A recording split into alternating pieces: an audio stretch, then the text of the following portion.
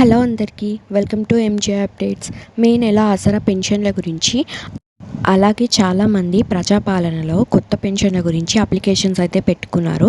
అలాంటి వారికి ఈ కొత్త పెన్షన్లు ఇప్పట్లో ఇస్తున్నారా లేదా, ఈ మే నెల ఆసరా పెన్షన్లు ఎప్పటి నుంచి పంపిణీ చేయబోతున్నారు, ముందుగా ఎవరికి రిలీజ్ చేయబోతున్నారు, అలాగే ఈ నెల నుంచి అయినా కొత్త పెన్షన్స్ ఇస్తున్నారా, పాత పెన్షన్స్ ఇస్తున్నారా, ఇలాంటి ఇన్ఫర్మేషన్ ఈ వీడియోలో షేర్ చేయబోతున్నాను.